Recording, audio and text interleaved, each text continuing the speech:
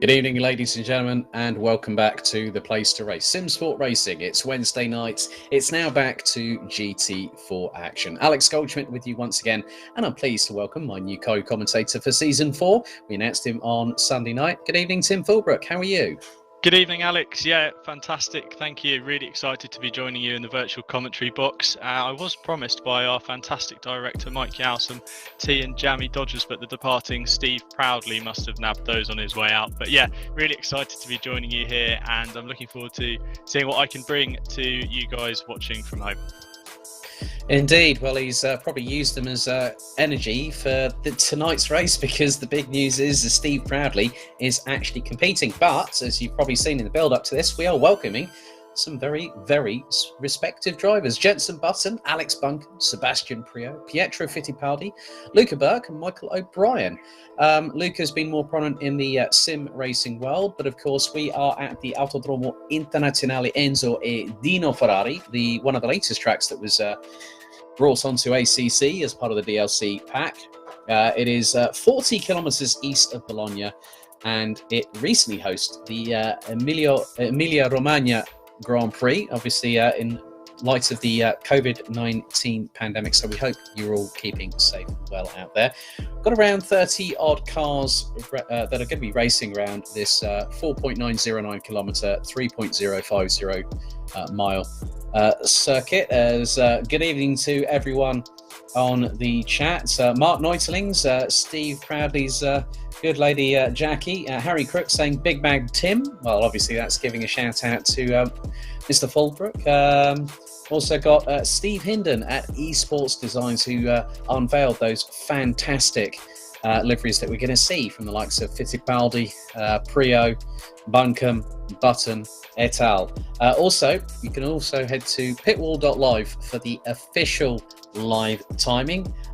So it's a free account. You don't even need to pay a subscription fee every month. You can sign up actually by using Facebook or Google. Before I forget, if you're watching on all of the relevant channels, if you're watching on the Simsport Racing Twitch, YouTube and Facebook group, please, why not, if you're not part of it, why not be a part of it? Hit the subscribe button.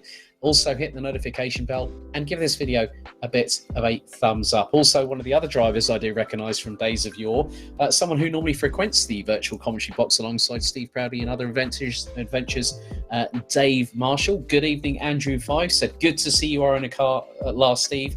All the very best. Good evening, Andrew. Yeah, let's see how Cameron gets on this evening. Cameron, who's got a new sim rig, I understand, and is looking forward to getting stuck in this evening. Gavin Utley, well, hopefully, buddy, we'll wait and see if you do get your sim rig up and running. But also, the championship itself is 6 rounds. We're going to have a qualification session for the first race this evening, 20 minutes in duration, but then we switch to what we used in season 3.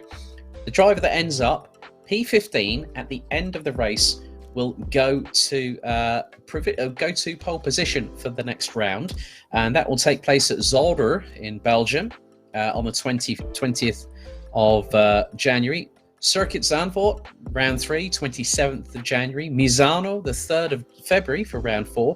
It's either going to be Donington Park or Paul Ricard, round 5 on the 10th of February, and then it's either going to be Snetterton or Hungaroring on the 17th of February, but it looks more to be the case of maybe the latter on both occasions.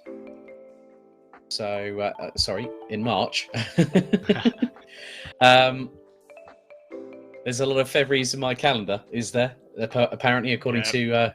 I was going to say, Alex, I mean, you couldn't get a better season. You look at that lineup of tracks, it's fantastic. And you know it's going to be a good racetrack when the corners have names. You know, I hate going to tracks where it's turn 1 and turn 2. There's no emotion and soul. But today we've got the Tamburellos, the Villeneuves, the Tozers. It's fantastic to be racing here. And not only are the names of the track exciting, the names on the track, like you say, are very thrilling. It's going to be great to see how these seasoned Simsport drivers go up against some of the big names in the real racing world. We've got a proper cracker to kick off this 4th season. I'm really excited for it. Yeah, also, don't forget, we've already started with Season 5 of GT3. The second round of that will be a 90-minute race at Kyalami on the 24th of January. That will be a mandatory 1 pit stop per driver. And we got a cracker at Brands Hatch with Simon Crane actually leading the standings after round 1 at Brands Hatch. Good evening to Dean Riley. Good evening to Jordan Brennan, who said, good luck to the big Dave Marshall. Haha. Yeah, okay. Well, Dave Marshall, he's going to be going into defending his championship. We have to give a shout out to our good friends at the Virtual Reality Racing Club, Rich Hayden. They are starting the second season of the Mini Challenge UK E-Series, which kicks off, I believe it is this coming Saturday, and we are now underway with our qualifying session. Michael O'Brien, people might remember this guy from British GT. He's one of the many cars from Zancho Simsport, but also from Rocket Esports. And you look at the list of names down the left-hand side there, Tim. It's going to be rather interesting, as there he is, the man himself, the number 22, the one and only Mr. Jensen Button. Those liveries look epic on those Caymans, don't they? Yeah, they look brilliant. I mean, this GT4 grid is normally quite the spectrum of colour and design, but this evening, it's great to see those colours obviously made famous by the Brawn GP Formula 1 car that Jensen Button took to 2009 Formula 1 World Championship. But yeah, it's great to see these guys here. Great to see them getting their teeth stuck into what is a flourishing and exciting championship. I think what we're going to be really looking for here in qualifying is, where are these guys going to end up? Are these, pro drivers, if you like, going to find themselves in the middle of the grid, right in the heart of the action? It's not going to be made easy for them if they find themselves there come race start, or are they going to be towards the front and trying to decide the race? The top 5-10 places between themselves. So it's going to be an interesting qualifying. Obviously, the only qualifying of the season. So yeah, let's see where these guys end up. As obviously they're on their out laps now, getting the cars warmed up. Tyres up to pressure. Really, for some of these guys, it's it's not the first lap that's your best one. You're going to keep going. You're going to bring the car in. You might even make a couple of changes. I know a lot of these guys do a lot of practice. You might even make a couple of changes during qualifying just to get the car dialed in for your quick lap. As we see Pietro Fittipaldi here backing off to kind of give himself some room on the exit of the final corner at Rivazza onto the start-finish straight. It's not really a straight, is it? But it's great to see these guys, getting wound up and getting ready. It's an exciting start. I mean, qualifying is always pretty thrilling, but particularly this evening. And here's Steve Proudley, the man of the moment, I suppose, to some extent. Well, yeah, I mean, to be honest with you, he's got the racing itch back well and truly. When I spoke to him earlier on, he said, well, I'm teamed up with good old Kieran Vidago. That's going to be an impressive team. We've got a Simsport Racing and a Simsport Solutions team in Season 4 GT4. Steve said, well, if I get top 20, I'll be really happy, but I'm really pushing for the top 10. Good evening. It seems like the banter's already started between John Monroe and Ross McGregor, good friends of Simsport Racing, of course. There's Aaron Walker, the Season 1 champion. And what's even more impressive is that here we have all three champions from the first 3 seasons. Aaron Walker took Season 1, Stephen Haley took Season 2, but the person with the target on their back is the driver in the number 1 BMW M4 GT4, Karolis Sipavicius. And there is the number 1. And Ross McGregor's already put his prediction in, Luca Burke, in the 87 Porsche. Now, obviously, one of the biggest things that we're going to have here, Tim, this evening, is that ballast has been actually given to respective cars. The BMW M4, 10 kilos. The Porsche 718 Cayman, 40 kilos. Aston Martin, 30 kilos. Mercedes AMG GT4, which is being run by the likes of Charlie Crossan from Team Fordzilla, a 20 kilo ballast. And then you've got cars like the Ginetta G55 and the Chevrolet Camaro. Obviously, there are a couple of your friends here as well. Angus Martin and Michael Havenden, the old HF Impala crew. Obviously, Tim was racing in the last couple of seasons. And good to see Denise Hope in the Wild Things Racing number 79. She's back with us. And good evening, Virtual Reality Racing Club. John Monroe says Alex Buncombe will be worth keeping an eye on. Very impressive in testing. John, you might want to check your spell checker before you do that, or use Grammarly maybe, as the times are coming in. And Yannick Muller in the 143 Chevrolet is absolutely hooning. that car around the circuit in 1 minute 50.082. Charlie Crossland 66,000 behind. Then it's Jenson Button, and then Regan Mitchell, Stephen Haley rounding out the top 5. Well, that's quickly changed as the number 87 of Luca Burke goes up into 3rd place on a 150.295, and we just saw a quick glance of Michael Haffenden. There's Charlie Crossland, 66 thousandths behind. Aidan Brough, who switched to the Aston Martin Vantage. He was running on the Audi R8 LMS. He was 3rd in last season, but I had a good chat with him earlier on today. He said, I've got a good sense of the car. He's used the Vantage V8 on GT3, so he knows the machinery well. And he said, yeah, hopefully I won't have any brake problems like I did with the Audi in the first few races in Season 3. So, Sorry, Alex, just to touch on the ballast point you made. Obviously, that doesn't sound a lot maybe to those who aren't too familiar with racing or how ballast might work, but having to carry an extra 40 kilos in some cases is massive, and especially in this first and only qualifying session of the season, as we see Colin Dunn in a pretty spicy livery, if I do say so myself, on that Aston Martin Vantage GT4. When the cars are on really low tanks of fuel, they're probably the lightest they'll be. To still have that ballast on board, it really does make a difference, and we could see the grid shuffled a bit in this first qualifying session with ballast because of its introduction for this season. Yeah, well, the times are very much changing as Ollie Geel goes off the road. Aaron Martin Pilkington in the 626 Fun Q Ginetta E10. Now, the Ginetta's a car that you have used previously. Now, obviously, we need a bit of driver insight, and Tim's the perfect person for that, as we see one of the cars go a bit wide. I think it was coming through Tamburello, but a very, very interesting beast, this car, isn't it, Tim? Yeah, of course. I mean, it's such a small and light car compared to some of the other GT4s. I mean, if you were to stand the Ginetta and the Chevrolet Camaro next to each other, you'd be surprised to say that they could race in the same series, same championship. But the Ginetta's quite, like it's a light car. It's quite skittish on some occasions. Really have to tune the car in and dial it in to keep it planted. Curbs can knock this car flying, and fortunately at Imola there's a lot of these curbs are quite flat for the circuits used for motorbike racing as well, but there are over the red and white and green curves, like you'll see there through Aqua Minerale on the second apex and on the exit. They're these yellow sleeping policeman style curves, and particularly in the Ginetta that would really knock you off course.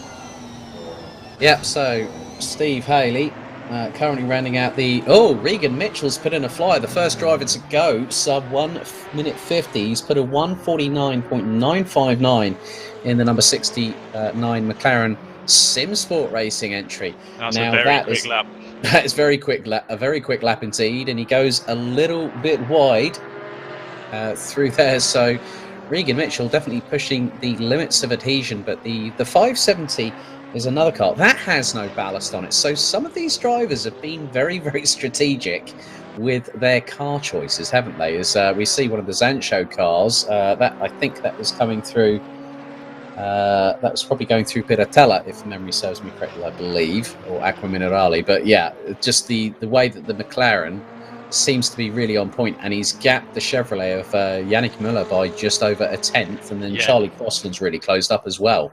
I mean, it's already looking like quite a strong package. The McLaren hasn't really featured over the last few seasons. It's kind of been shunned in favour of the Porsches, the BMWs, the Mercedes. I mean, some people have even picked the Maserati over the McLaren, which is an interesting selection. I think our beloved Dave Hedges has been lighting the world up with his Maserati last season. But yeah, we're already starting to see some interesting developments really in this qualifying session. I mean, look at the times. The top 16 are separated by just over a second already, with Regan Mitchell looking fairly untouchable at the top of the times. Whilst Yannick Müller, I say that, Yannick Müller's going 2/10 up apparently, so there's already a chance for Mitchell to be knocked off top spot with 10 minutes to go.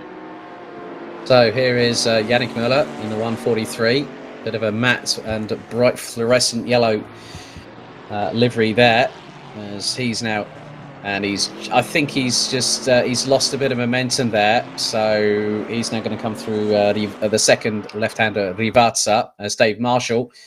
Marshall's about to cross the line. Dave Marshall goes up and he's gone from 12th to 8th position. Wow, so Jenson Button, sorry to interrupt, Alex. Jenson Button's just jumped up about 5 or 6 places. He was outside the top 10, and we're seeing a quick time already from the 2009 F1 champ up to 6th place, behind Luca Burke though. So he's not top of this pro class, if you like, just yet.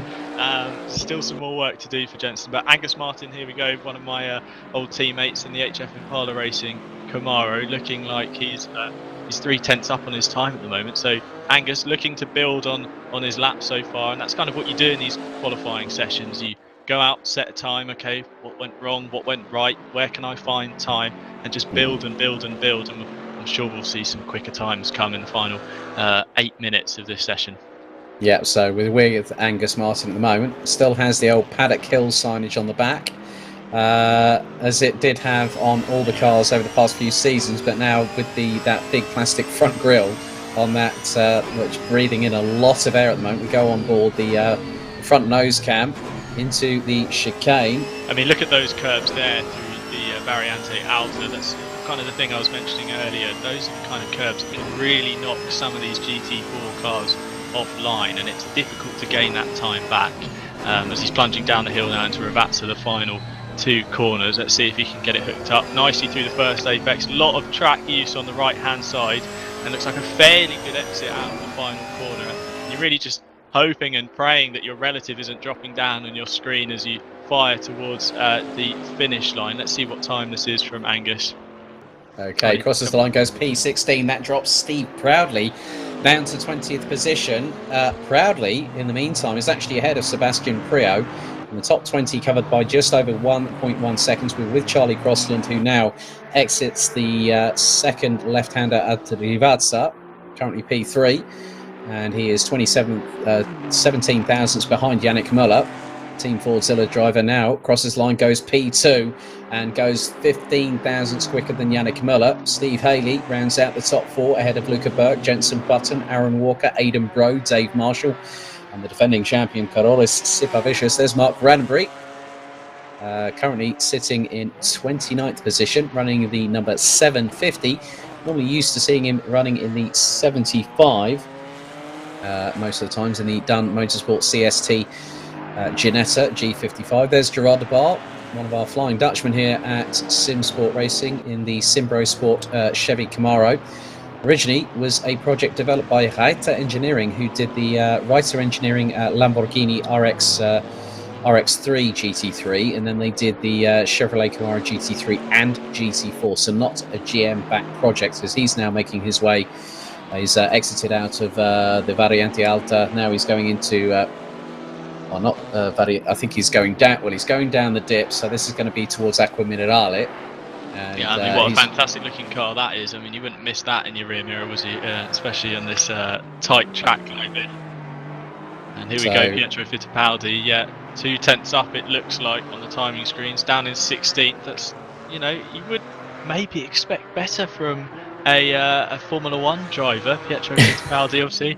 And apparently, as we've just with these guys joining us for this race this evening, Pietro Fittipaldi only installing the race on Friday.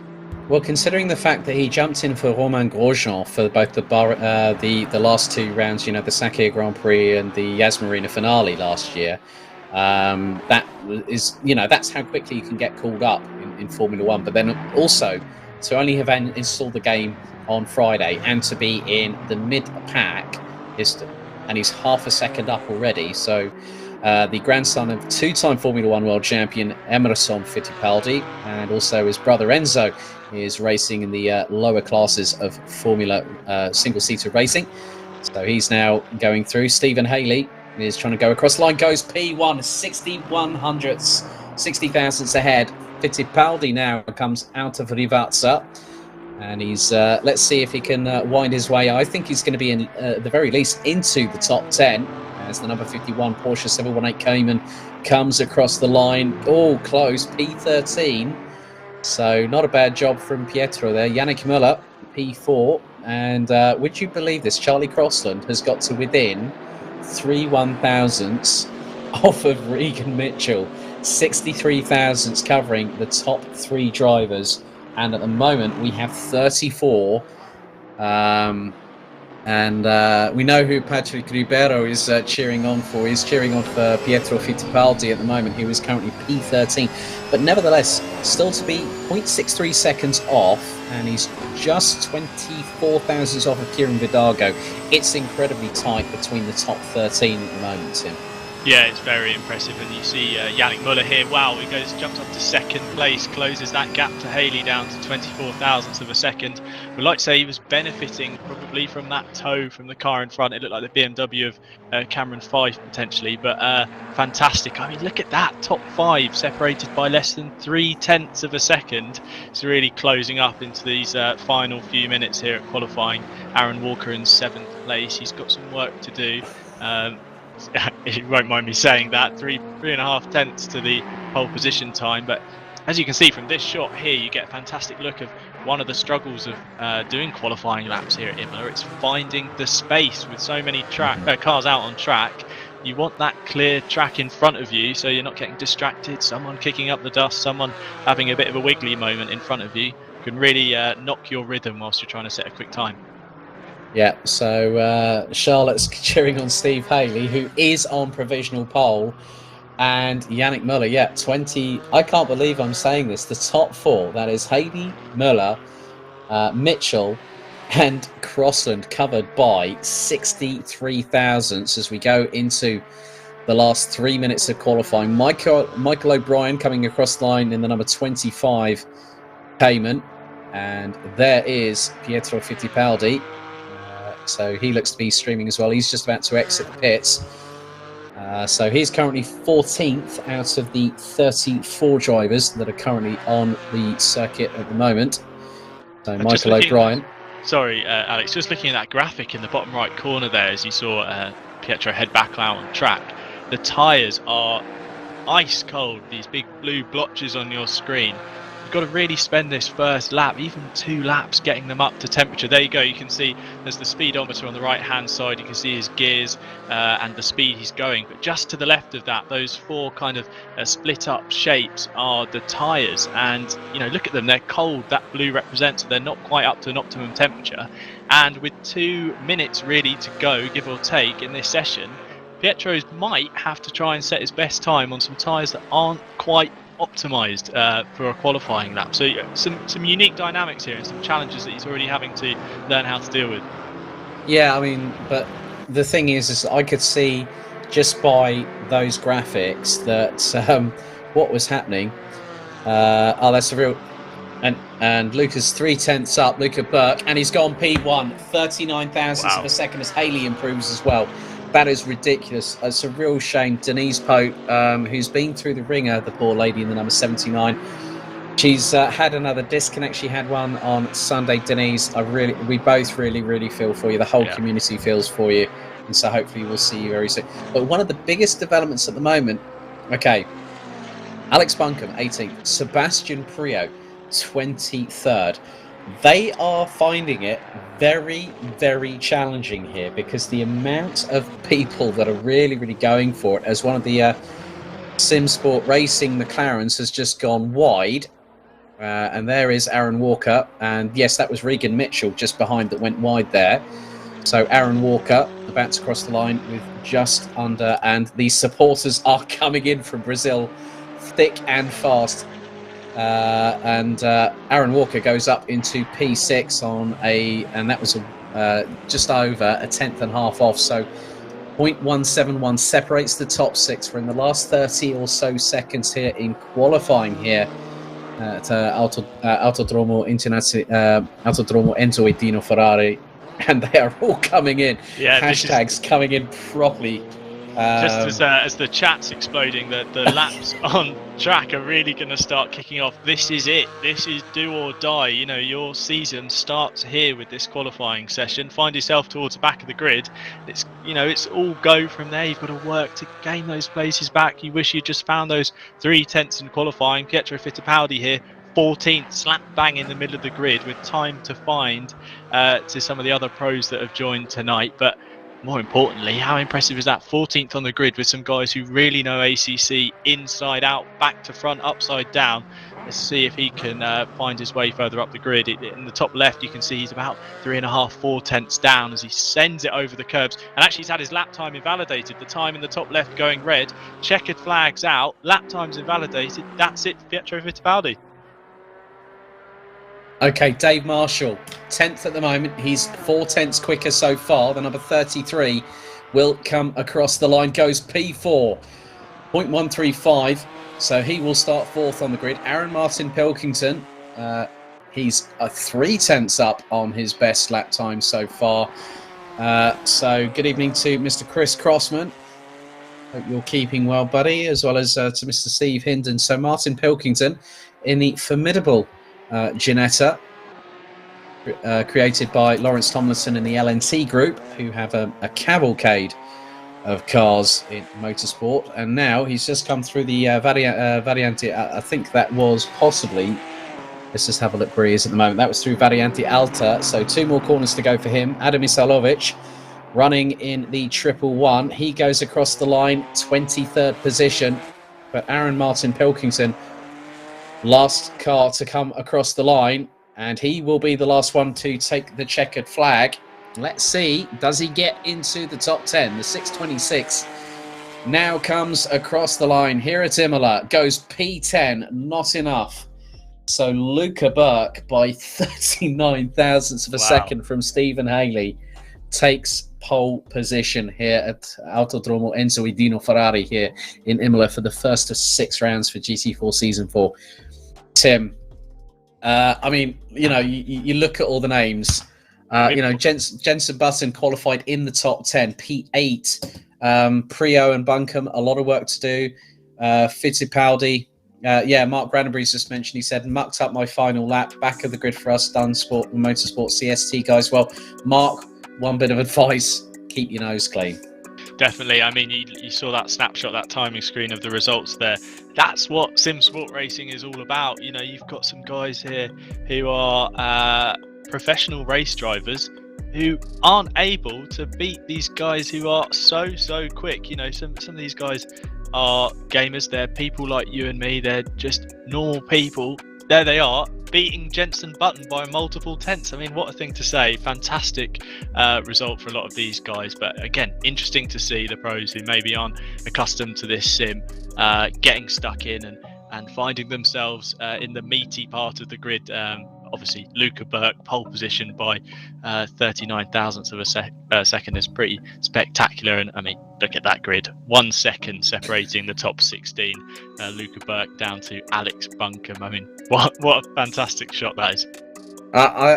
You know what? If Steve Proudley is grinning like the proverbial Cheshire cat, I will not be at all surprised. So very soon we will be going to the 45-minute race. It is going to be a flat-out sprint, just under 3.5 minutes to go. And one of the big things that we've got here, Tim, we've got dry conditions on our side. Brilliant sunshine here in Imola. For the next half an hour, sunshine. It's going to be an optimum track, 20 degrees air temperature, 28 degrees track temperature.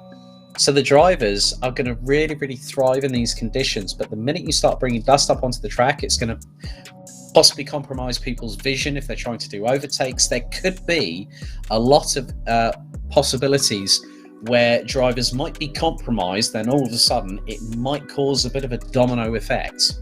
Yeah, definitely. I mean, it seems like now is a perfect time, better than any, to run through a little new segment introducing for the GT4 races this season. I wanted to put my experience for racing in this championship for the last 3 seasons into good use. So I've compiled a few top tips really for this first race at Imola, just to see if I can maybe bring something to you guys that you might not have originally known about, just to give you that insider knowledge, I guess. Imola, obviously a fantastic track, but it does pose its individual challenges. So tip number one, don't upset the rhythm. I mean, Imola is all about that sweet rhythm that racing drivers crave, whether it's in qualifying as we've just had or in the race. Drivers will need to get into the groove and stay there, and if something knocks you off, like you say, if you have a bit of a run-in with someone, you make a mistake yourself, it's all about getting back on the horse quickly, otherwise you'll lose time. Second point there, the fuel payoff, what I like to call the fuel payoff, really. We've just seen the cars in qualifying. They've been running on fumes. They would have had the tank as empty as possible. And with a lot of drivers now in new cars, maybe they've done race runs before, they'll be tinkering with how much fuel they add to the car, because obviously, as we know, more fuel, more weight, slower lap times. So the real decision is do you play it safe, maybe carry more weight for the 45 minutes and make it to the checkered flag, or do you run the risk of coming up short and maybe have those few extra tenths across the race? And I suppose the final point there, which is probably the most important one and something that's said all the time, is that you can't win the race at turn one. When the green flag drops, there's 45 minutes. That's plenty of time to get the job done. Find yourself stuck behind someone, there's lots of time left. Even in the last lap, there's still an opportunity to make it happen. And obviously, this is the first race of the season. So getting that first couple of laps under your belt, nice and cleanly, sets you up for a really good result. So lay that foundation for a fantastic rest of the championship. You can't win the title at Tamburello, but you could certainly, you could be left wishing you had played it safe come the Hungaroring or Snetterton final round of the season, when you're counting your chickens at championship end. So yeah, just some things to consider there as we're watching this race unfold in front of us. Some people with ballast, different fuels, things like that. It's really shaping up to be an exciting start to this season. Definitely the case. I mean, just from your perspective, obviously with the ballast now coming into play, say for instance, you've got pretty much as much fuel as you're going to dare to put into the car, Tim. But the biggest thing is that when the car starts losing, maybe say a gallon of fuel as we start getting the formation lap underway here at Imola, how much does that help you in terms of lap time? In terms of, does that give you like an extra tenth if you lose a gallon of fuel during a race, or can it depend on the complete setup? Because it's not just the fuel, it's also the ballast as well, isn't it? Definitely, and you do get to a point in this kind of race format where you're not taking on new tyres. You've got to take that fuel to the end, where you reach a plateau point where, yes, the fuel's coming out, but the tyres maybe have gone, and you become more rubber limited as opposed to petrol limited. But with that ballast on board, you're going to get down to a buffer point where the car will no longer be losing weight at the kind of same rate. These guys are going to be potentially running on fumes and still be 35 kilograms heavier than the car behind them. So there's going to be a really interesting dynamic, particularly in the last 15 minutes when that fuel weight starts burning off, as to who's kind of still got the pace and the momentum to move forward, and who's maybe going to be looking in their mirrors at who's coming up on them. Right, okay, I've just seen that Pietro Fittipaldi is actually stuck in the pits at the moment on the formation lap, which is not a great sign. But we're going to run through the grid as much as we can. Luca Burke starts from pole position. Alongside him will be Stephen Haley. Then it's Yannick Muller and Dave Marshall, row 2. Regan Mitchell, Charlie Crossland, row 3. And it said controls locked until the green flag. So a bit of a problem there for Pietro Fittipaldi. But I'm sure that with his Brazilian spirit and obviously very, very skilled acumen over the past few seasons in single-seaters. I actually had the opportunity of interviewing him when he was with Team WRT at Brands Hatch. But that issue there looks like he didn't go to the grid. That's a problem you sometimes get if you're not able to grid up quick enough, right, and you get removed to the pit lane. So unfortunately for Pietro, that P16 now means nothing, and he'll find himself at the back. And I think the sim holds you as well for a little bit as the other cars come past. So there's going to be a gap before he even gets onto the back of the field. Okay, so Aaron Walker, I can't believe I'm saying this, the Season 1 GT4 champion, lining up alongside Jenson Button of all people. Then it's Aidan Bro and Aaron Martin Pilkington completing the top 10. Lucas Centales alongside Season 3 defending champion Carola Supervicious. Gerard DeBar and Steve Proudley row 7. Michael O'Brien will be 15th, which means that Wilkes that's Simon Wilkes will line up alongside. Then we've got Angus Martin, Stain Passport, Sebastian Prio, Zugas Tovilavicius, Adam Isalovic. Then we've got Sebastian de Tolanera, Michael Haffenden, Miles Dixon, Dave Hedges, Niall Schleter, Mark Raddenbury, Ollie Geel, Cameron Fife and Colin Dunn. And then Pietro Fittipaldi will be bringing up the rear as we are about to get things underway here. Season 4 GT4, round 1. Are you ready? Are you steady? Well, without further ado, ladies and gentlemen, boys and girls, children of all ages, it is time to go. Green, is it this time, I wonder? We're just waiting, they're keeping us waiting it. So, just wait for it. They're keeping us waiting. This is a rather slow start, but it's green, green, green here at Imola. And they start making their way. Absolutely brilliant flyaway start by Luca Burkers. Now Yannick Muller looking up the inside of Stephen Haley going into Tamburello. They're 3 abreast. Looks like one car touched onto the grass. And then, there's been an incident. And that has turned multiple cars around. And look at the carambolage it's caused through Tamburello. Some drivers managing to get through, but that was not great at all for quite a few of the competitors. A lot of them will be dropping. Sebastian Prio being one of them. Alex Buncombe also involved in the wars. Sorry, Alex. It looked like a Janetta off to the left-hand side, scraping along the wall and obviously on the grass. Couldn't get the thing slowed down and just collected the group in front of it. So, like we were saying, you can't win it in turn 1, but you can definitely lose it. Yeah, very much the case. So things getting rather racy here in the very first lap of Season 4 GT4 here on Simsport Racing with Alex Goldschmidt and Tim Fullbrook taking you through the action as it happens. We're with Charlie Crossland at the moment, currently trying to chase down Steve Haley in the number 24 McLaren, but Luca Burke leads from Yannick Muller. And also just behind is Dave Marshall. Aaron Walker, the Season 1 champion, is being followed by Jenson Button, who in turn is being followed by Regan Mitchell. Aidan Bro in the 165 Aston Martin rounds out the top 9 ahead of Gerard Debar. Angus Martin, Alex Buncombe and Sebastian Prio look to actually have gotten through all of that. So there was a lot of changing when the times went up and down the order. So Buncombe and Prio 12th and 13th, Wilkes 14th. Stain Passport rounds out the top 15 as they now come out of Livazza to complete lap 1. Luca Burke definitely coming under close pressure from Yannick Muller this time around. The gap was just over 5.5 tenths. It's going to be less than 2.5. It's 2.38 tenths of a second. Haley a further 8 tenths off of Hope off of the lead as Burke goes defensive going through Tamburello as Yannick Muller trying to put it around the outside, trying to go side by side with the Porsche as Jenson Button slides it up the inside calmly and coolly past Aaron Walker in the number 99. So, that was actually Regan Mitchell. So there's been a lot of changes here. Stephen Haley, definitely the McLaren in the middle. That was actually Regan Mitchell that Jenson Button went up the inside of. So we're looking at this battle at the front here, and Muller got a fantastic run on Burke across the start-finish line. Remember, that Porsche's carrying ballast. The Camaro, it hasn't got anything. It's got 0 kilograms of added weight, so it's really flying in a straight line. He was able to actually close that 2.5 tenths gap and pull up alongside in the run into Tamburello. This top bunch are really going to start getting it together as this race goes on. Michael O'Brien looks to be actually out of the car already. No laps against him. But Pietro Fittipaldi is out on circuit. He is 38 seconds off of this battle at the front of the field.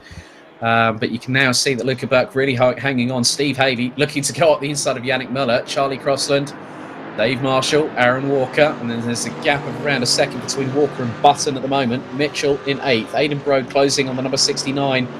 And he's about just under 7 tenths behind. Good work by Gerard Debar in the number 20 Chevrolet at the moment, the second highest placed Chevrolet out of this field so far. Angus Martin, Simon Wilkes, Alex Buncombe, Sebastian Prio and Stain Passport continue to round out the top 15. So let's see this again. Let's see if Imola gets this run on Burke for the lead out of Ravazzi. He looked pretty solid, and as you can see already in the toe, he's really catching, and he might look to the inside. He's going on to look to the inside as he crosses the start-finish line. He's on the grass, 2 wheels on the left-hand side there. He's got it up the inside. Can he get it stopped from Tamburello? And I think he has done. That'll be the race lead if he can hold on to it through these tricky parts of this opening corner. And Burke's gone back up the inside through the final part, and that might open the door for Haley through. They're side by side on the run down to Villeneuve, nearly going 3 wide. Burke in the middle of the road. Moller trying to go around the outside, and he's got the lead back. Who would have thought that? Yeah, that was great defense. That was great anticipative driving by Luca Burke. As now Charlie Crossan trying to fire it around the outside. That's through Torza on Steve Haley. But Steve Haley, we know how competent and calculating he can be in the McLaren. Manages to get the run on the Mercedes. And as Jorge Villar says, fantastic racing. Yes, Jorge, thank you very much. It's definitely been absolutely stand out. We thought the GT3 race on Sunday night was going to be a cracker. Here we are at Imola. As up the inside, tries to go Charlie Crossland. He switches one way, then the other, tries to do the Nigel Mansell dummy. A bit of a nudge there on the back of Haley, sorry. He just tapped the rear right of Haley and sent him off slightly to the left-hand side. He managed to gather the McLaren up, though, and has fallen back in line. But Crossland, one of those drivers, he doesn't do much talking in the post-race interviews. He definitely does it out on track, and he's proving that point again today. He's really trying to make his way up the field. Yeah, but just keep your eyes behind Dave Marshall, because Jenson Button is closing at an absolutely humongous rate of knots, followed by Regan Mitchell. So and Aidan Bro, so you can just see the gaps between a lot of the drivers. It's really heating up. It's getting hot and heated under the collar, and now Luca Burke is actually flying solo ahead of Yannick Muller. Muller was about 5.5 tenths behind him as they go onto the completion of lap number 3 and onto lap number 4, and Muller's got the gap down to less than 3 tenths. Now let's have a look at this replay. This is from earlier on. And I think that is Michael O'Brien on the left-hand on the left-hand side, and he's just got one of the Rocket Esports cars just behind him. So they're going to see. So you can see that there's a bit of a gap there from earlier on. So they're going to now get things going. Just waiting for everything to sort of. You can see that O'Brien gets a really. So just keep an eye.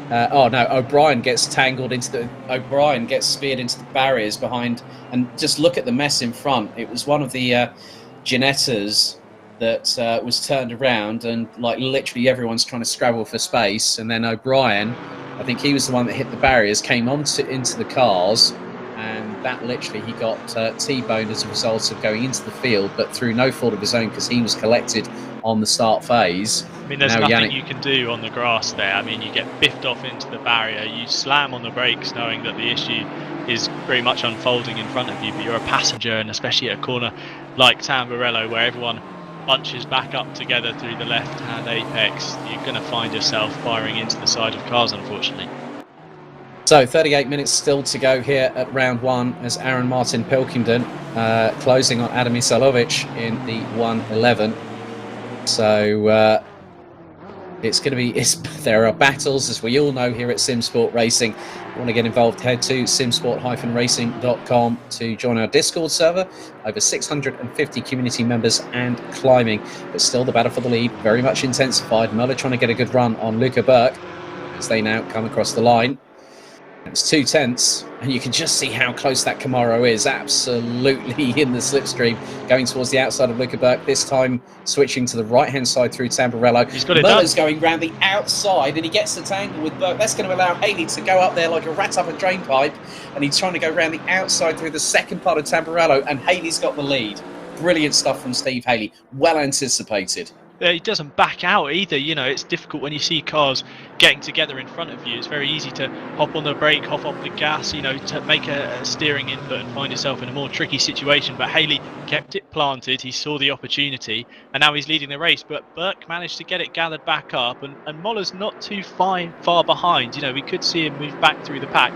But I mean, look at that shot there on the run up into Piratella. There's about 10 cars now fighting for the lead. This is fantastic stuff. And you've been in that kind of train before as well. Yes, so from your perspective, to see it from the other side of the fence is quite a different feeling altogether, isn't it? Definitely. I mean, I was certainly, well, I'd say I was more scared in that situation than I am at the moment. It's quite nice to be able to watch it unfold and know that I haven't got a championship on the line, but at the same time, it's pretty fantastic. And you can see Jenson Button's still hanging on in there. He's looking pretty feisty in the middle of the pack. I mean, it's a snake winding its way around Imola. These GT4 cars are stuck together. And we're on board with the number 22, Rocket Esports Cayman. And he's trying to close down on Regan Mitchell. The gap between them around about 0.6 of a second as they go through into Rivazza. Good side apex there from Button. Now through into the next left-hander. Let's see if he gets a good run on the number 69 McLaren as they come out of the final corner and head their way across to the line. That's complete the first 10 minutes out of 45 here on the first out of 6 rounds for GT4 Season 4. Is Charlie Crossan trying to close up on Luca Burke. That Mercedes has absolutely got really good pace in the slipstream, but he manages to decide to use discretion as the better part of valor, as did Dave Marshall on Aaron Walker. That's a battle for P4, and who they've got behind is the Apex Motorsport driver in the form of Yannick Müller in the 143. Then it's Regan Mitchell, Jenson Button, Aidan Bro actually hanging with the 2009 Formula 1 and 2018 Autobac Super GT GT500 champion as Dave Marshall slings it up the inside of Aaron Walker there, but Walker keeps it planted around the outside in the 99 McLaren, and that gives a bit of daylight for Yannick Müller to pull alongside the number 33 Porsche as they go up the hill into the next left-hander. Yannick Müller late on the brakes, touches the curb a bit, nearly unsettles the back end of the Camaro, and that allows Regan Mitchell to try and close up well and truly going through Acqua Minerale. Yeah, it's such a technical sequence of corners here, and although the door can open for you, it's really single file through a couple of those corners, but I wouldn't doubt any of these guys trying to make it 2 or even 3 wide at some points. But Charlie Crossan really looking like the man in the hot seat. We've got Burke who will be doing his best to get back onto the rhythm after that, coming together with Yannick Müller at Tamburello. As we see, we've got a quite the kerfuffle going on here. It's our reigning champion, Super Vicious, is coming up against Steve Proudly, who's finding himself in the thick of the action in his return to racing. Yeah, they've also got Tovila Vicious. So Tovila Vicious is now in the middle of that battle. So Super Vicious running with the number 1 on his BMW M4 GT4 rounds out the top 16 positions as they now head down the hill.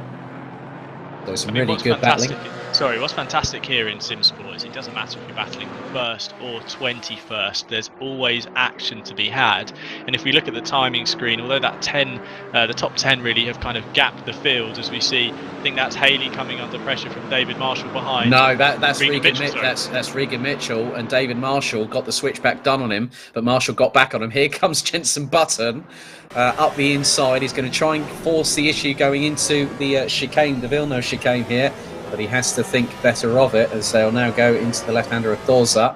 A really good track here, but now Aidan Bro fancies his chances, looks towards the outside of the number 22, and there is Gerard de Bar in the Dutch. Well, he's got the orange, but then also the Dutch national colours as well. He is one of our resident Dutchmen, along with the likes of Mark Neuteling. So the Camaro pulling alongside the Aston Martin into the next left-hander, thinks better of it, and decides to hold back, but then Jenson Button gets a really good run on Regan Mitchell going into Acqua Minerale.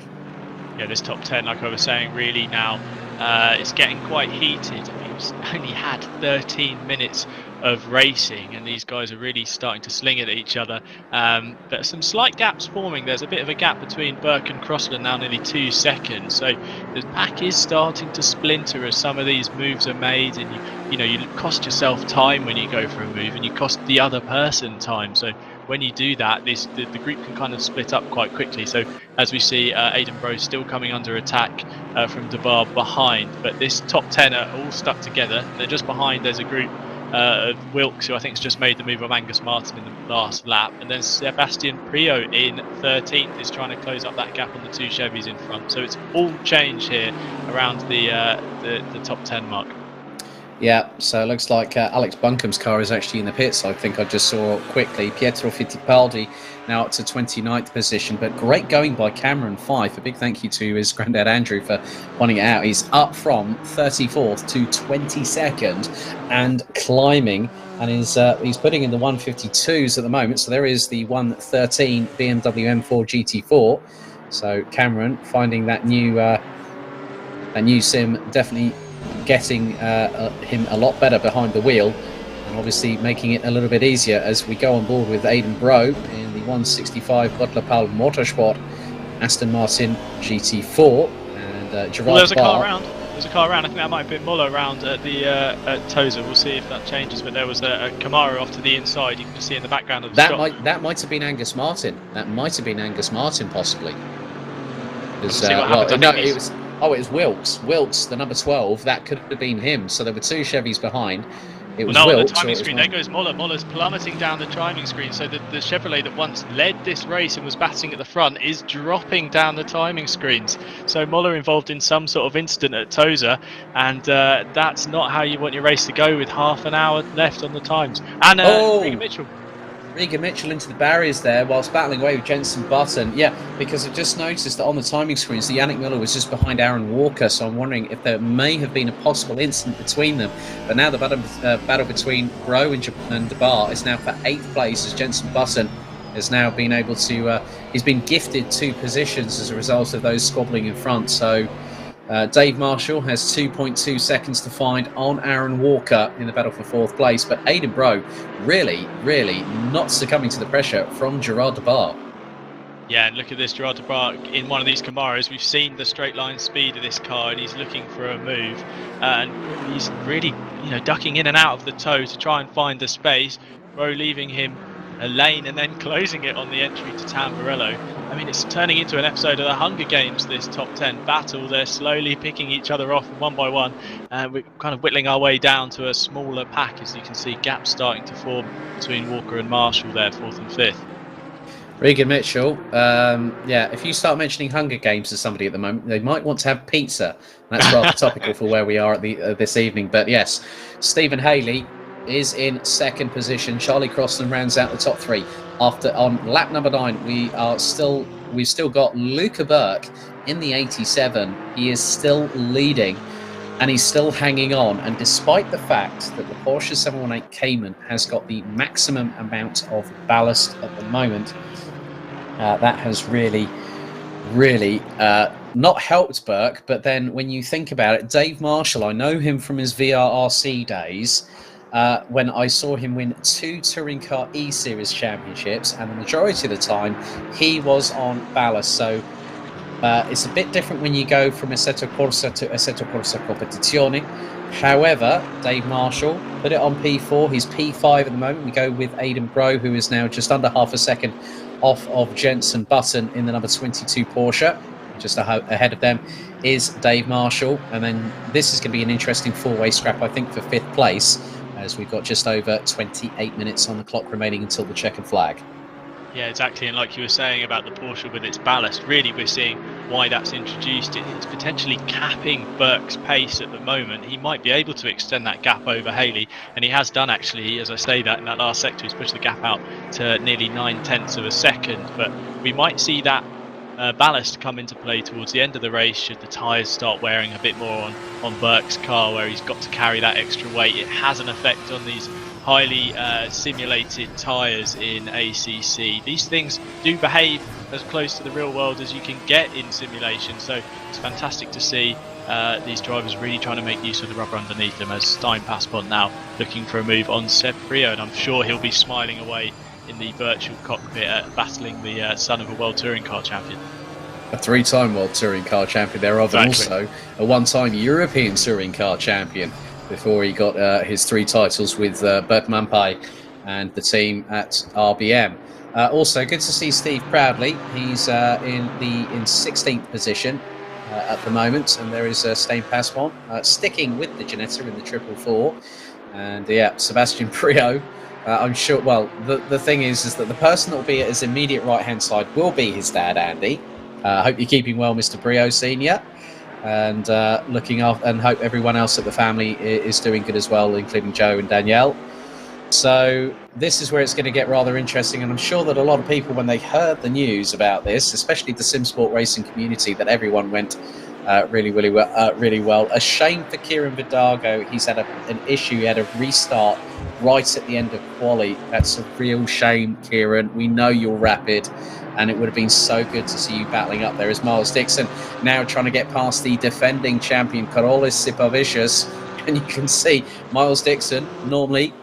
He will run with Pulse Simsport as more Brazilian Portuguese comments come in, and I don't know any Brazilian Portuguese anyway. So apart from Vai Galera, if they're cheering him on, so I was going to say. Sorry, I was going to say, as we ride on board with Pietro Fittipaldi here, battling in 24th place, he is actually making his way up the field. That drama at turn 1, lap 1 would have probably helped him out in closing the gap.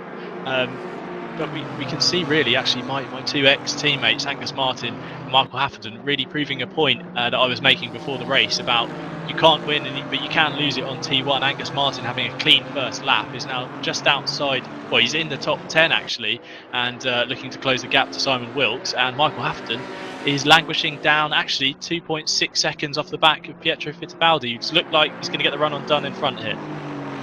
Well, your ex-teammate Hafferton has just set the fastest sector in Sector 1 at 24.2. It's nice to see he's trying. It's nice to see that he's finally decided to give it a go. Yeah, and that was 1.1 seconds ahead, quicker than Pietro Fittipaldi as he tries to go side by side with Colin Dunn into the next corner. Fittipaldi up the inside in the number 51 and makes the move up into P23. So a good job by Pietro there. Stein Passport still closing up on Sebastian Prio as we've got Yannick Muller trying to get into this three-way scrap of Passport, looking up the inside of Prio. Gets a bit too much curb there, allows Prio to get the inside line through into the next corner, and that was a great comeback from Sebastian Prio on, and that was through the Variante Alta, as now Muller is just waiting. He's got the ringside seat, waiting for what Passpont and Prio do next. And Passpont tried to look up the inside through the first part of Rivazza, but Prio was absolutely having none of it. Yeah, and Yannick Muller, obviously, he's going to be frustrated. He was in that lead battle, and now here he is on the outside of the top 10. He's going to hopefully try and get a run with the Camaro straight line speed we've seen. Don't know if he's carrying any damage from the little biff earlier, but here we go. He's going to look to the outside of Stein Passpont into Tamburello, and they could nearly go 3 wide with Passpont going late on the brakes. He's going to send it up the inside of Prio in contact, and they're round. Oh dear, 2 cars off, and Muller gets the 2 places, but Passpont really sending that one in late. I don't think he was going to get that one stopped, and it looked like there was always going to be an incident on the way. Yeah, that was very reminiscent of Martin Pilkington and Haley's clash going through Dingle Dell at Brands Hatch on Sunday night in the season opener of GT3. Don't forget, we will be back with GT3 action on the 24th of January at Kyalami for a 90-minute race with 1 mandatory pit stop, where Steve Proudy will be back with me on commentary duty. So Gerard de Bar still chasing down Aidan Bro. They are less than 0.2 of a second apart. Steve Haley now coming under fire from Charlie Crossland in the number 66 Team Fordzilla Mercedes AMG GT4. And look at the run that Crossland's got at the moment. And these two have been into battle before. And Crossland really getting a good run on that McLaren. And the biggest thing is that the Mercedes here, Tim, is running with 20 kilos of ballast, but it's still handling pretty well in comparison with that McLaren. Yeah, it looks like Crossland is really trying to set up a move here on Haley, but Haley's not being rattled. He doesn't look too put off by that Team Fordzilla Mercedes in his rear mirror. I mean, Crossland always finds himself in these situations. We've seen it in previous seasons with GT4 and also in GT3. He's in this top 3, and the next step is making those decisive moves that will put him in the hot seat for the victory come with the checkered flag. But with 22.5 minutes to go, we're in a little bit of a lull period here, but I wouldn't be surprised to see things spice up before the checkered flag. Oh, it's good mates now about to go into battle, because drifter Dave Hedges trying to close up on Steve Proudly, and that is the battle for P15. So Steve Proudly's done a really good job so far, and he's got Dixon just up ahead of him. So I think I did have a quick chat with Dave before we went live. I think we both did, if memory serves me correctly. It's going really, really well but look at Cameron Fife, 16 places gained. He's up into P18, and he's trying to close on Sebastian Tatolanera, who is actually behind this trio of drivers. There's Cameron Fife, and he's got Aaron Martin Pilkington closing him down in the 626 Ginetta. So really, really good racing up and down the order here, as is customary, as Tim will very, very much vouch for me here on Simsport Racing, simsport-racing.com. You can head to our Facebook, Twitter and Instagram pages. If you're watching on the official Simsport Racing YouTube channel, why not hit the subscribe button, hit the notification bell, and whilst you're at it, give this video a like. It all helps out the community in the greater schemes of things. 666. That's Mark Neuterling's race number, if memory serves me correctly so far. But Steve Crowley really doing a great job keeping Dave Hedges at bay at the moment. This is an important battle, to someone who maybe is new to the Simsport GT4. Look at a battle for 15th, and it might not look that exciting, but reverse grid next time out, P15 gets the pole. So this battle is really crucial for the next race. It looks like you're either going to be on pole position or you're going to be in 16th. A difference of 15 places, so an important battle between the returning Proudly and Dave Hedges, who I'm sure will be both be very happy to be going wheel to wheel here at Imola. Yeah, well, there's going to be bragging rights. So I think there was a little bit of contact there, so a little bit of side by side there. So someone did run wide, if memory serves me correctly, but and it was Charlie Crossland, so he was battling away with Steve Haley, and that's well, we've got another hashtag, and that was definitely Sideways Steve, because he was a bit sideways earlier on. Yes, earlier on. So we got Drifter Dave and Sideways Steve, but Steve Haley is not letting that McLaren get sideways in any way, shape or form, but he's keeping Charlie Crossland at bay, but the Mercedes again looks to be closing. Definitely, and just as much as Crossland's really keeping onto the back of Haley in front, Burke's just able now to edge this gap out in front, 1.8 seconds as we cut back to Aidan Bro in the Aston Martin, really sending it over the curbs, as is Gerard de Bar behind. They're both battling, but both want to beat the man in front of them, Jenson Button, who's down now in 6th place. So he has gone forward on the grid. This is the maybe the experience of a Formula 1 world champion, keeping cool, taking opportunities when they present themselves, but it's not going to be an easy run in with 19 minutes to go. Aidan Bro and Gerard de Bar definitely going to be looking at making a move on Button. Well, I'm looking at some statistics reference esports racing. Now, for a lot of people that did watch the Race All-Star Series powered by Rocket Phones, on the Legends Trophy Season 2, he actually placed first. And he's got 3 wins in esports at the moment, 10 podium finishes, 5 pole positions, and 6 fastest laps out of 23 races. So you can tell a lot by not just the amount of races that Jenson's done. I mean, even before Formula One, he won in 1998. He was the champion in Formula Ford Great Britain, and also won the Formula Ford Festival that year. And that season, he also competed and finished vice champion in the European Formula Ford Championship. And when you think about it, races entered, it says 372 in total. This is according to driverdatabase.com. 28 wins, 81 podiums, 23 pole positions. There's a lot of experience with Jenson, and when you think about it, when Fernando Alonso went over to the Indianapolis 500, the only person they could actually bring in was the man that we're on board with at the moment, Jenson Button. And I still remember the seats joke as Jenson exited the pit lane. Definitely, and I mean, I think the word you might apply to Jenson Button definitely in these later stages of his career is adaptability. These cars might not be real, but the racing definitely is, and Jenson Button will be wanting to adapt to the race car he's found in front of him. Obviously he had a slightly disappointing end to his career at McLaren, where a struggling Honda engine powered car, but he did Le Mans with SMP Racing in a Dallara. He's done Super GT. He's adapting to these different cars, and really the GT4 Porsche Cayman that he's in at the moment is just another car. It's just another challenge to overcome, as we see Crosser now on the back of Haley for this 2nd place.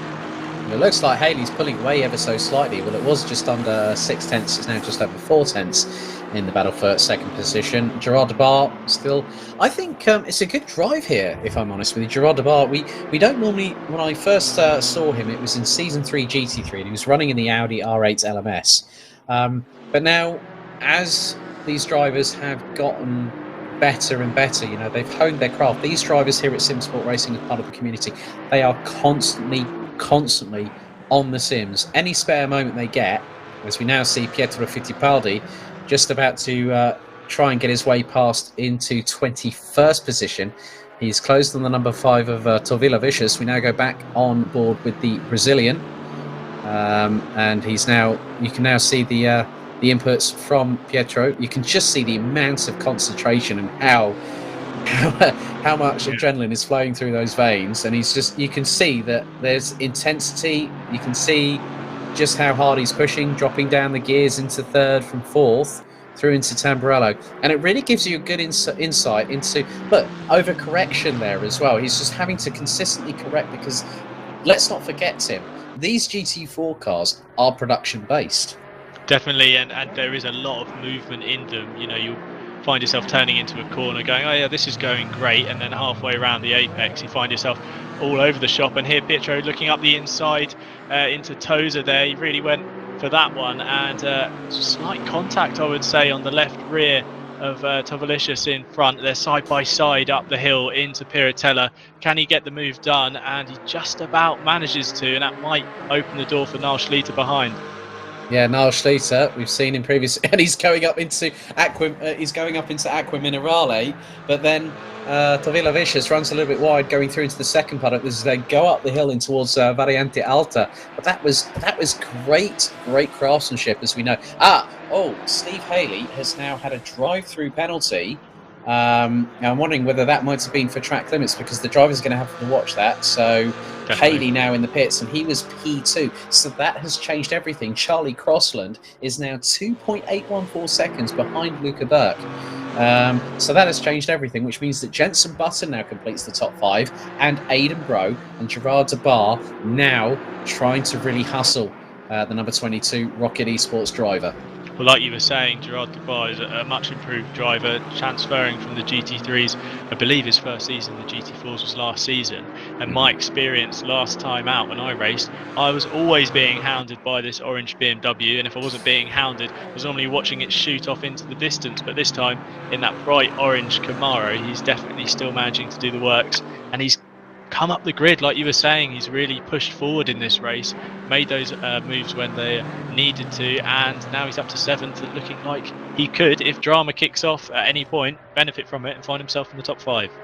Yeah, well, I think at the end of the day, it's actually been quite a really good battle between Jenson Button, Aidan Bro and Gerard de Bar, and I'm sure that the latter two, if they said, well, we wouldn't expect as that was going to be the case, that you were going to say that, Alex, but as we now see Yannick Muller go side by side with Angus Martin, this is the battle for P9, but Martin keeps the 863 HF Impala Chevy ahead at the minute, the gap just under 2 tenths between the pair, but Yannick Muller has been, I think he has actually set the fastest lap of the race, as Button, Bro and de Bar come out of the final part of Rivazza. Now they're going to come across the line. Yeah, definitely. I saw Moller light up the timing screens. He went the fastest a couple of laps ago, so he's still, there's plenty of time to make a move, and he's doing his best to do that. Okay, we're going back to a replay. Now this is where Muller, I apparently think, did have this is the incident, as he gets a pump from behind and gets spun around by Dave Marshall and clobbers into the barriers. So Muller's had to reverse it back onto the circuit. Oh, that was close, and that might be classed as an unsafe rejoin. The back end hits the barriers as he reverses it back, spools up the rear wheels and gets back going again. And that was behind, he rejoined behind Sebastian Priaulx and Stein Passpont. That's really difficult for him. I think actually coming through the corner, he was backed up by the car in front and had to drop the anchor a bit, and in doing that, that's really caught out. I think it was Marshall behind him who gave him a tap. So difficult situation. You get these corners like the Tozer hairpin where the cars will bunch and the accordion effect that so many people talk about really taking place there. Unfortunate for Imola, but I think, yes, like you say, a bit of a questionable rejoin that I'm sure the stewards will be looking after post-race. Yeah, so just over 12 minutes to go left on the timer here at Autodromo Enzo e Dino Ferrari here in Imola, as Bro loses a bit of momentum to Jenson Button, who actually absolutely nailed the Variante Alta there quite considerably. So the gap between him and Aiden Bro now about 0.8 of a second. And Adam Isalovic, he said I got hit, spun into 24th, then got hit, and then got a drive through for last place. Sadly, no chance of racing, so I retired. He says that Imola is still my nemesis. Yeah, so we've also had handling issues for Storment and had too much damage. So a real shame. We're down to 28 competitors, and the last one of which is Ollie Geel, I believe, in 28th position. But Steve Proudly, I don't think he's wanting to worry about that top 15 reverse grid pole, because in that position at the moment is Dave Hedges, now coming under fire from Steve Haley. So it's getting rather interesting indeed, isn't it? Yeah, it's definitely heating up, as now Haley looking to the inside of Hedges, and I think he's going to make the move stick into Tamburello. Fantastic late braking move there, and now Haley's in the hot seat for this reverse grid pole, but it looks like Hedges is going to get the run back on him on the exit, the left-hander there on the run down to the Villeneuve chicane. Looks like they've formed an orderly line through there, but like you were saying, there's still plenty of time for something to happen. And at the top of the field, Luca Burke and Charlie Crossland are exchanging lap times. The gap really isn't coming down between those two, as we see Mark Raddenbury trying to get a run on Zentalis in front, and it looks like he's going to go to the outside into Tamburello. We've seen some people pull this off. Can Mark get it done on the brakes? They drop through into the left-hander, and he's still there, still holding the line, but Zentalis just manages to keep the position. Yeah, sorry Ollie, I didn't know what your YouTube username, Ollie Geel. He has pulled it into the pits, as has Regan Mitchell. So a lot of damage for both drivers. So we're down to 27, last of which is the number 750 on your screen, Mark Raddenbury. And a big thank you to him for sorting out some well-branded Positive Perception face masks. A big thank you to him. So you can head to Positive Perception. You can find it on Facebook. You can find it online as well. Some really good. They do a lot of accessories, including towels, also mats for your sim rigs, as well as we've got Stain Passpont trying to close on Cameron Fife. This is the battle for 19th position, as we have just over 9 minutes remaining on the clock. And in the meantime, Aaron Walker, the Season 1 champion in the 99 McLaren 570 SGT4, has gone purple in Sector 1 of 23.5 from Walker there, as we are on lap number 20. Now, Tim, because obviously we've got about just under 9 minutes to go. What have we got? Probably about 25, 26 laps in total here at Imola? Yeah, definitely. We're looking really about another 5 or 6 laps tops, and I suppose now you're really starting to count your chickens and maybe decide if you got too little or too many. You might be trying to close the gap on the car in front and throwing everything at it, or you might be thinking, I'm going to hold stations here, I'm in a good spot. Someone like Hedges, who's just dropped off the back of Haley, he's going to be thinking, right, now do I really need to push on for this 15th, which, as we know, is the reverse grid pole, or do I just take the points and think about a championship? As Steen Passpont looking up the inside of Cameron Fife and getting the move done through Tozer. Okay, excuse me. Keep your eyes on the two leaders. Gap now between Luca Burke and Charlie Crossland is around 1.8 seconds. They're about to cross the line, so that's going to get rather interesting for the lead, as they'll go on to lap number 21 with 7 minutes and 53 seconds still remaining on the clock. As Steen Passpont really trying to hold Cameron Fife at bay for what is 19th position. And just behind them, look, in the distance, in the shadows, has anyone got the Jaws music? Because Pietro Fittipaldi is chasing them down, and he's only a second away from Cameron Fife at the minute. There's all a bit of a run over the curbs there through the chicane by Cameron Fife, and that has allowed Fittipaldi, that's going to be through the Variante Alta and on the way to Rivazza, that Fittipaldi could have a sniff at least 19th position by the end of the race. Yeah, and he would have nearly made his way halfway up the field, which is impressive considering he started from pit lane. But this is going to be a really good test of Fife, who, like you said, he's got this new sim. He's starting to feel more comfortable, more at home in the GT4 BMW. But can he keep a Fittipaldi at bay? You know, that what a fantastic thing to tick off at the start of your season 4 GT4, is to say, you know, I kept a Fittipaldi at bay round Imola. It's not something everyone can say they've done.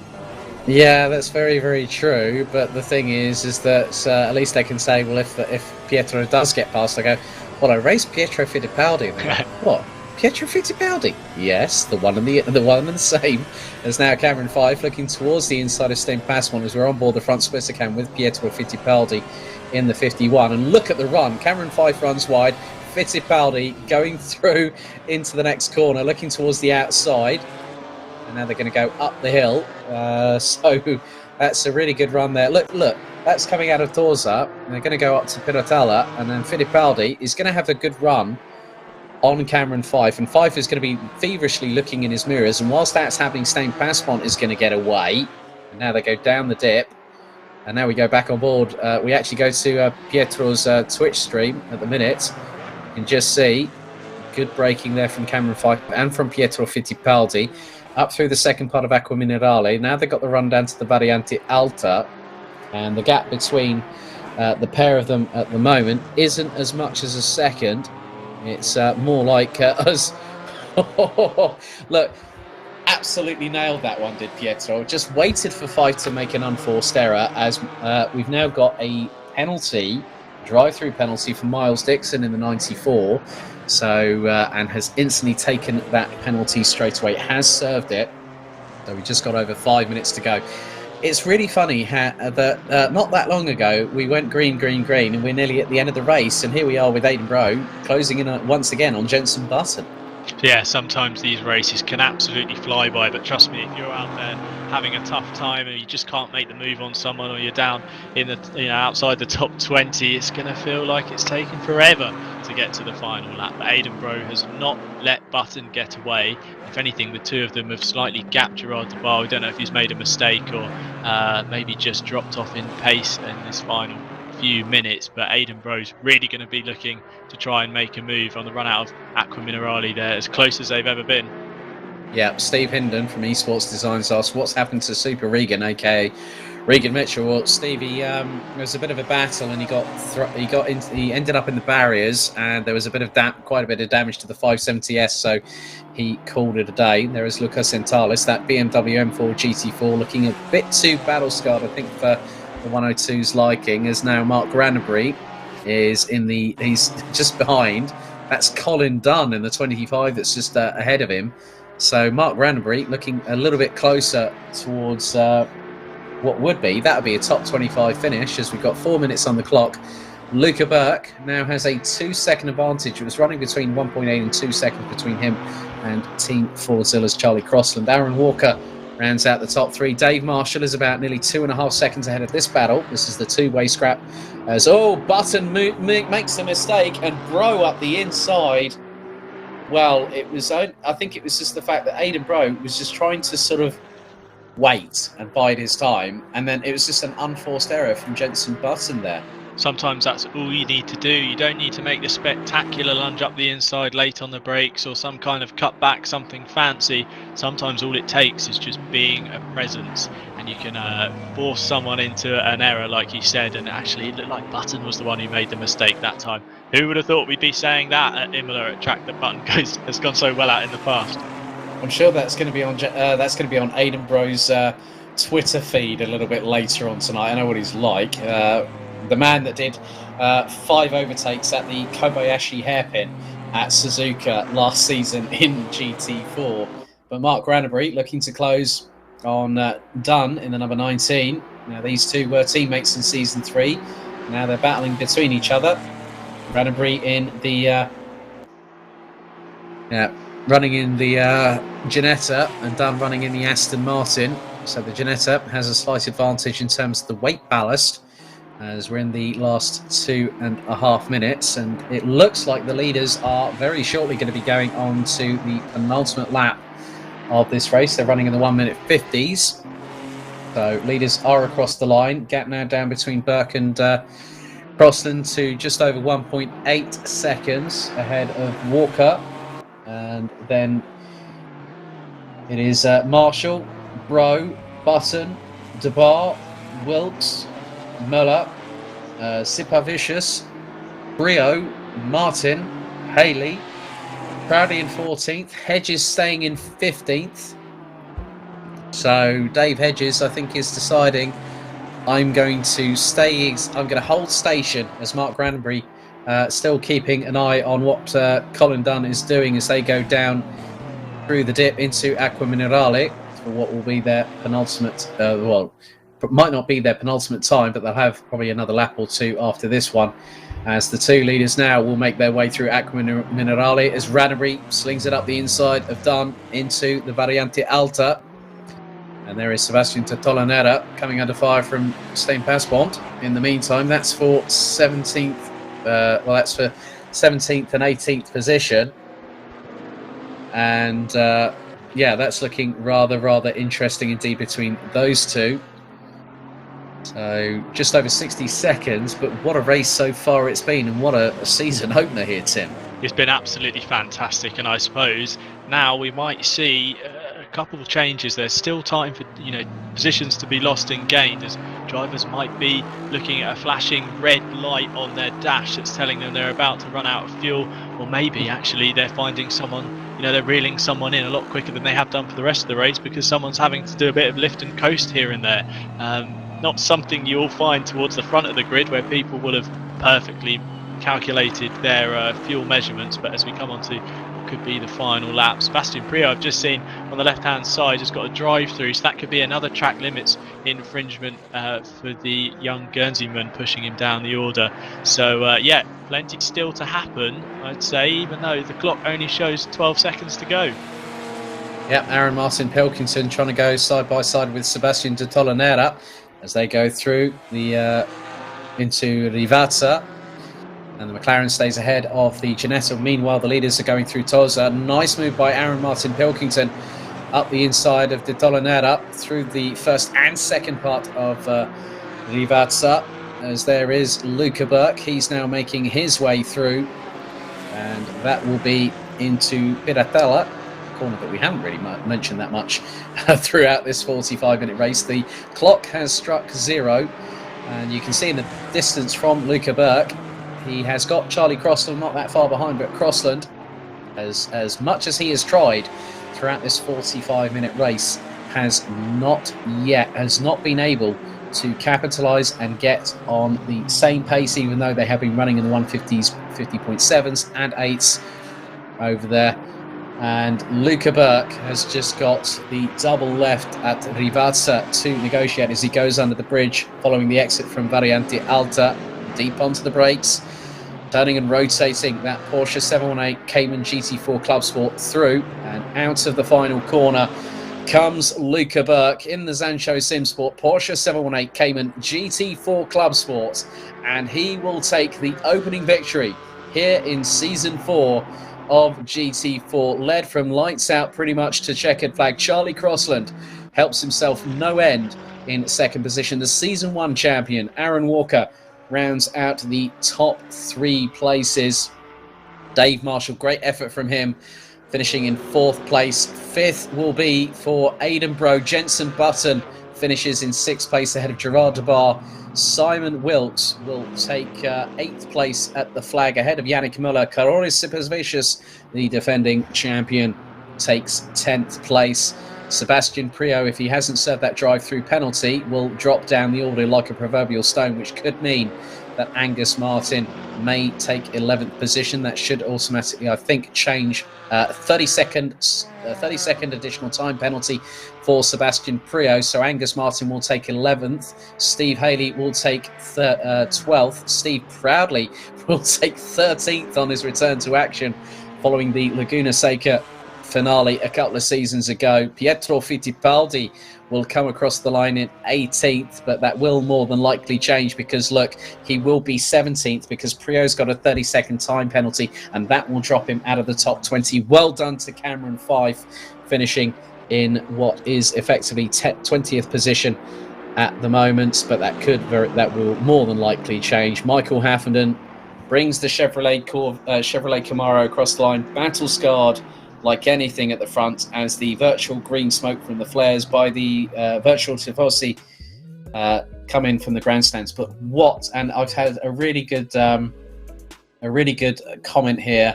Couple of good comments. Felipe Santos says Pietro finished in 18th. Well, that's going to be 17th, but was a podium in our hearts. That's exactly the kind of motorsport fans we like to hear from. Jorge Villa says P18 starting from the pits. I think it's quite impressive for someone like Pietro, who's very new to the game. I'd very much agree with that, Tim.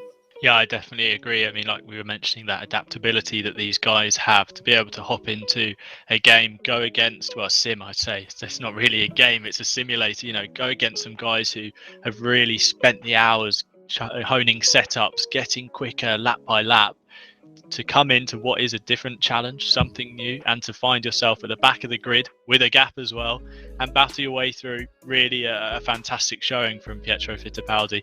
I'd just like to point out, actually, I've just noticed on the timing screens that Crossland set the fastest lap of the race on that last lap, so there's nothing to say he wasn't trying to close that gap down to Luca Burke. But a fantastic way to start the season, and what a fantastic occasion to be in the comms box with you, Alex. This has been brilliant, isn't it?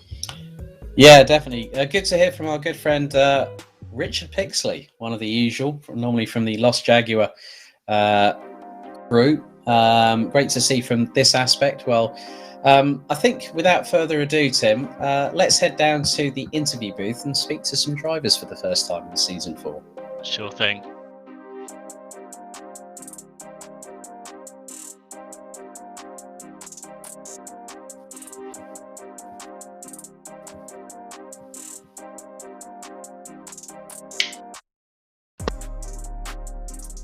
Okay, well, we're down in the interview box at the moment, and first things first, I'm going to speak to our Season 1 champion. Well done, Aaron Walker, despite what was a very, very difficult race for everyone here at Imola, P3 on the first round of the season. You must be pretty happy with that, mate. Thank you, Alex. You're over the moon. A bit gutted I sort of got the podium because Steve got a drive through, but I was kind of hoping that Charlie would get the drive through, but it didn't happen. Bless him. It was a good race, very good race. Yeah. I had quite a few track cuts in the first half of the race, had to be quite careful in the second half. It was really just about bringing it home. Yeah, I think that's the first thing with regards to the first race of the season. From having won the championship in Season 1, and then obviously our good friend Steve Haley picked you to the post on Season 2, and then Carolus made it 3 for 3 out of the first 3 seasons. But it's always been ultra competitive when we at Simsport Racing brought in GT4, and that's really added a nice new dynamic to the community, hasn't it? Yeah, GT4 has been fantastic from the get-go. It's been competitive, very, very close racing. Obviously we're attracting faster and faster drivers now, so it's getting more and more difficult. I don't expect to win any more championships, not with people like Dave and Luca and Charlie around, but it's very good, very enjoyable. Well done tonight. Congratulations, Aaron, and we'll see you in a week's time at Zolder. Thank you, Alex. Okay, next up I'm going to head to a very well-known person now in these parts. Third place in Season 3, but switching to the Aston Martin. I never thought I'd be saying this, Aidan Bro, to say the words that Bro's gone up the inside of Button on the commentary. That must be that was pretty good pressure that you didn't put him under too much pressure, but you waited for that unforced error, Aidan. You got straight past him. Yeah, I have to say, what an absolutely amazing race. I want to first just thank Steve Proudly for allowing me to race, to be honest, because I completely missed the sign-up period for this championship, but luckily he let me in for tonight's and the rest of the season as well.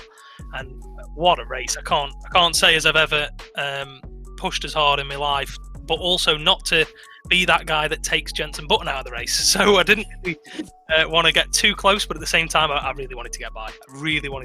But the pressure paid off in the end, and he made a bit of an error. I managed to get past, but yeah, absolutely mega race. I did say to Tim in the comms, I said that'll be on Aiden's Twitter feed a bit later on tonight as a highlight reel. And normally does. I mean, if memory serves me correctly, when you had the Audi at Suzuka and you did 5 moves around the outside at the Kobayashi hairpin, that was a pretty mega job. Just pushing every lap. The Aston's a really good little car. I was actually surprised how fast it was. With the ballast on board as well, but the Porsche, definitely following the Porsche for so long, you can see the strengths of the Porsche, but obviously it's not as good on the brakes as the Aston, I don't think. Whether that was just driver preference braking a little bit earlier, or whether it was just car differences as well. But as Aaron said earlier, like the standard of driving is mega. I think there was a bit of an issue going into T1. The top 10 for that first 20 minutes were literally glued together, and it was insane battling. I think there was one touch where I feel like it was one of the Mercedes might have gone round or something at the hair. But yeah, the standard of driving and the caliber of driver is amazing, and obviously it's great to have real drivers as well joining in the fun as well. So yeah, really happy. Brilliant stuff. Well done tonight, Aiden. We'll see you in a week's time at Zolder. Cheers, everybody. Okay, well, Tim, I think maybe we'll leave the next couple of interviews to your good self. First up, let's head to Dave Marshall. Tim, take it away. Sure. I mean, Dave, what a battle to be involved in. We saw for the first, half of the race, really, that top 10 were barely separated by a few tenths. How were you keeping your focus during that opening gambit? Well, first of all, that little touch on the hairpin on the car, that was me, my bad. I've got to hold my hand up there. It just seemed like I came in, used my usual braking point, and there was a big Chevy in front of me, and it just seemed to, I don't know whether he was trying to get an undercut or what, but just decided to stop at mid-corner, and I was fully on the brakes, and there's not much you can do when there's a pack of umpteen cars behind you as well. So, sorry to whoever that was driving the Chevy, nothing malicious there. It was just, one of them things where there's nothing I could do. But regarding the racing, I put a lap in qualifying, which, if I'm truly honest, surprised me. I've only just jumped in the car and on this game tonight. I've never driven the GT4 car before, so didn't really have any expectations, but I want to finish top 10. Pulled a quali out the bag, and I thought, if I'm honest, I probably out-qualified beyond my position there a bit. I expected, as I say, probably top 10, but definitely not towards the front of the pack. So felt a little bit intimidated, pull away from the line, and thought, I might get eaten up fair quickly here. But luckily, the pack behind me were battling hard enough there, and that allowed us to just get that clean breakaway. And then I saw Button get through, and I know from quali we were on a similar pace, so I could relax a bit then. And what a standard driving from Simsport, eh? Exactly. I mean, it's thrilling, isn't it? I suppose, like you say, you turn up in the car, and before you know it, you've got a Jensen Button in your rear view mirror. How was it racing against these big names? Was it good fun? Did you find it was exciting, really going wheel to wheel with these guys? So, basically, I do a lot of stuff on Assetto Corsa with Virtual Reality Racing Club, but I'm also part of Zancho. So Ed got in touch with us, and I said, I'm signing up for this thing, Simsport GT4 on a Wednesday night. And he said, do you think it's something the pros won't get involved in? And sure enough, Jensen is also on Zancho, so Ed invited them. So it was really nice, to bring, about 7 pros, I think, along to this race and to Simsport. But obviously, done a lot of work with Simsport in the past. So, it just brings such quality to the grid, and it really attracts drivers, doesn't it? Brilliant. Well, thank you very much, Dave, and stellar job. Looking forward to some more battles, including yourself, going forwards this season. Thank you very much. Well done, Charlie. Great performance. So moving on to the man who finished P2, Charlie. How was that race for you? Obviously, once again, we saw at the weekend in GT3, close, but not the win you've been looking for still. Yeah, I think I just need to overall improve my quali pace. Keep on lacking in that department. Yeah, and is that really the one change you make? You seem to do a good job of keeping clean when there's some fighting going on. Really, what is it that you think is going to take you to that win, especially in the GT4, which seems to have evaded you? It's just going to be just being consistent the whole way through. I was quite consistent in this race, but I just didn't. I started too far back to catch Burke. Definitely. So obviously going forwards into the next round, you're going to be further down the grid. What's the game plan? Is it all guns blazing, make every move, or is it, are you going to, you know, if you learned something from this race, are you going to pick your fights where you need to? What's the plan going forwards? I'm just going to sit back and let everyone else do their thing and hope for a crash in front of me so I can avoid it. Brilliant. All right. Well, thank you very much, Charlie, and thank you guys for a fantastic opening race. Yep.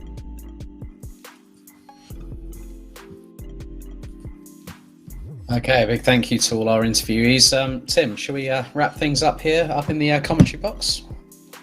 Yeah, of course. I mean, thank you very much for having me, Alex. Thank you for welcoming me into the virtual comms room. What a fantastic start to the season. I don't think I can emphasise how good a race it is. Having been in a few of these belters, it's fantastic to be here watching one and trying to bring something to it. I mean, a fantastic battle at the front.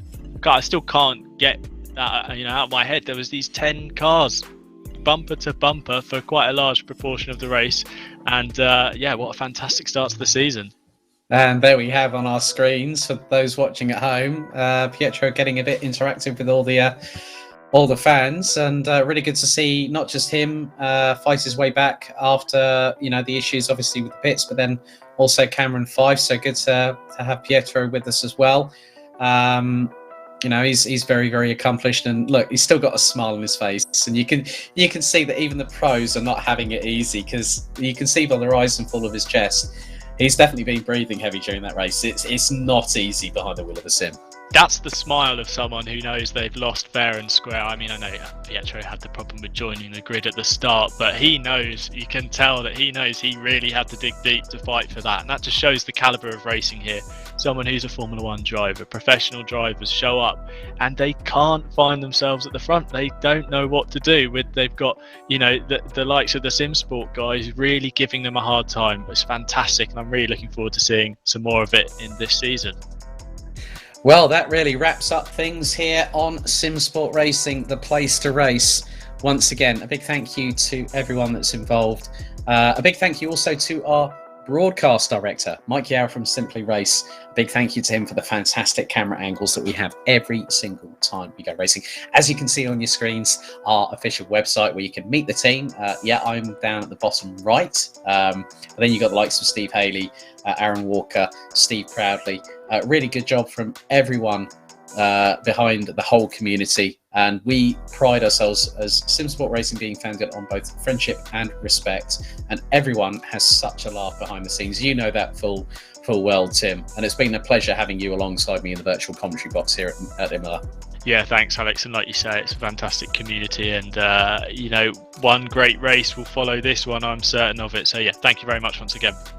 No problem at all. And as you can see, this is going to be a regular feature for season 4 and maybe even beyond. Tim's top tips, and we'll talk about that on the build up towards each race. And I think pretty much Tim's top tips were spot on there. But a big thank you to everyone that has tuned in. A big thank you to everybody that supports this community throughout everything that we do. And also a big thank you to all the professional drivers.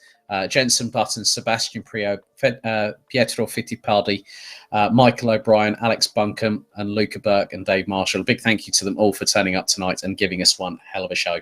On behalf of myself, Alex Goldschmidt, and Tim Fullbrook, the entire Simsport Racing community, thank you for watching. Stay safe, stay healthy, and we'll see you in a week's time for Zolder on the 20th of January. Good night.